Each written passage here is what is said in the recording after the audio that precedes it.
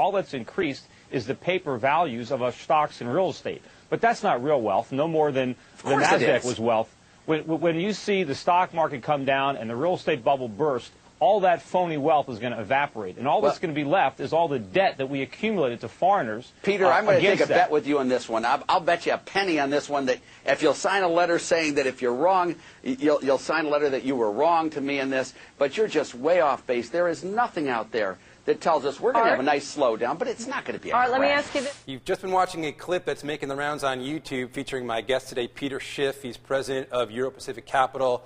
Back in 2006, having a friendly debate with Art Laffer, the famous Reagan economist. So did he ever pay you that penny? Did you get the note saying I was wrong and you were right? Never got the penny, never got the note. In fact, on Bill Maher, he was asked about that, and he basically claimed that he doesn't think he lost because the statute of limitations on economic forecasts is 9 months. Wow.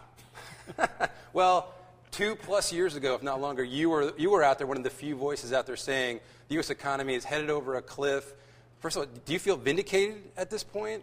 Well, I don't know if I'm completely vindicated yet because 100% of my forecasts haven't panned out. There's still a few major predictions that I've made that haven't come true yet, but I believe that they will. So which ones? What are those major forecasts that are still out there? Well, I had predicted a major decline in the dollar, which was underway up until recently, and we've had a rally in the dollar. I think this rally will be short-lived, and I still believe the dollar will collapse, particularly as a result of all the policies that we're pursuing now, the stimulus and the bailouts. I also predicted that commodity prices would rise, including gold. That had happened up until recently, but again, I assume that this is a short-term correction in that ongoing bull market, and I expect new highs in commodity prices over the next few years. All right, so we're going to look at some of the other clips from this video on YouTube called Peter Schiff Was Right, which you didn't put up, but there's a lot of instances here where you were right and the other guys were wrong. Yeah. Let's have a listen.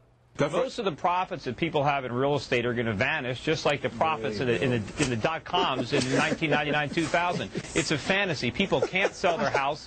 The inventories are exploding all over the country. Houses are on the market for 6 months a year. There's no bidders. The prices are going to fall through the floor. You guys are deluding yourself. We heard it. We have, but subprime is tiny. Subprime is a tiny, tiny blip. It's not tiny, and again, it's not just subprime. It's the entire mortgage market. Right? All right. Well, Tracy, you're disagreeing. You're simply wrong about that. No, I'm not.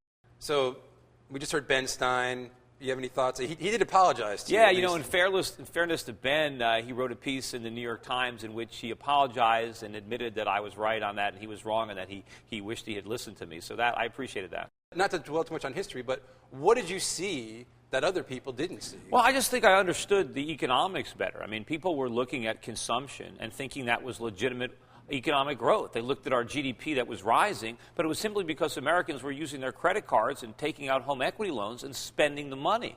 And while everybody was looking at our asset values, they looked at home prices and real estate prices and said, well, we can handle the debt because we're really getting wealthier. That's what Laffer talked about in that first clip, right? I knew that was phony. I knew that eventually we were going to have to pay the interest on this debt, and I knew a lot of Americans were using adjustable rate mortgages. I know the government is financing all the debt with Treasury bills. I know eventually interest rates would rise and that these interest payments would be an increasing burden on the economy, and eventually when those asset bubbles burst, we'd just be broke. Okay, so where, in your estimation, are we in the cycle? Because obviously, coming into Friday, the S&P at its lowest level since 1997. Yeah. Financial Armageddon, Citigroup trading under $5 a share. Yeah, I mean, the financial crisis is well underway. I mean, I don't know how much left there is. I think there's still a lot more damage to come. But I think the economic crisis is only just beginning. There's a lot more pain. And the problem is, what's happening right now in the economy, this is not the problem.